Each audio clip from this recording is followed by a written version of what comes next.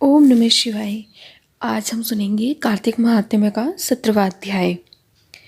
सूत जी कहने लगे कि अब सब व्रतों में उत्तम व्रत और मोक्ष के देने वाली एकादशी के व्रत का महात्म्य सुनो।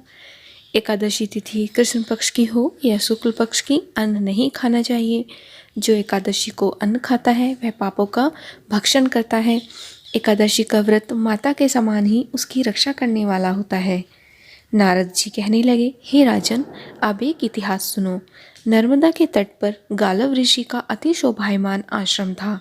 गालव का भद्रशील नाम का एक पुत्र था जो विष्णु का परम भक्त था। वह बालकों के साथ भगवान की मूर्ति मुझ बनाकर पूजन किया करता था।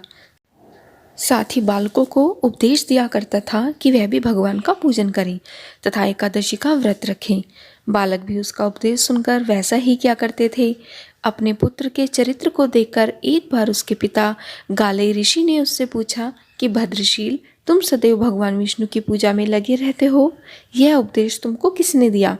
यह बात सुनकर बालक भद्रशील कहने लगा कि पिताजी, मैं या आपको अपने पूर्व जन्म का वृतांत सुनाता हूँ। पहले जन्म में मेरा जन्म चंद्रवंश में हुआ था। कर्म कीर्ति मेरा नाम था। दत्तात्रेय जी से मैंने शिक्षा दीक्षा ग्रहण की थी और मैंने 1000 वर्ष तक राज्य किया था। उस काल में मैंने अनेक धर्म तथा पाप के कर्म भी किए, परंतु देववश में बुरी संगत में पड़ गया और वेद मार्ग छोड़कर पाखंड मार्ग पर चल पड़ा। मेरे इन आचरणों को देखकर प्रजा भी पाप के कर्म करने लगी।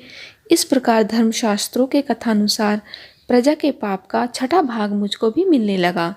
एक दिन हम शिकार खेलने के लिए वन में गए, अतएव सारे दिन भूखे और प्यासे ही रहे। खाने को हमें कुछ भी नहीं मिला। घूमते फिरते हम मार्ग भी भूल गए और शाम को नर्मदा नदी के किनारे पर पहुंच गए। उस दिन एकादशी का व्रत होने के कारण वहां पर एकत्रित अनेक वैष्णव भगवान का कीर्तन कर रहे थे।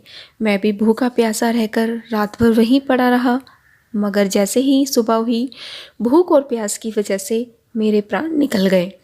उसी समय यमराज के दूत मुझको पापी समझकर मारते पीटते यमराज के पास ले गए। यमराज ने चित्रगुप्त से मेरे सब पाप और पुण्य का लेखा जोखा मांगा। तब चित्रगुप्त ने विचार कर कहा, इसने एकादशी का व्रत किया था, उसकी वजह से इसके प्राण निकल गए, इस कारण इसके समस्त पाप क्षय हो गए हैं। यह सुनकर यमराज तत्काल अपने सिंहासन से उठकर खड़े हो गए और हाथ जोड़कर मुझसे बोले कि क्षमा करना, हमसे बहुत भारी भूल हो गई है। साथ ही मुझको नमस्कार भी किया। फिर अपने दूतों को धमकाकर कहने लगे कि जो मनुष्य भगवान के नामों का जाप करता हो उसको कभी हमारे पास मत लाओ।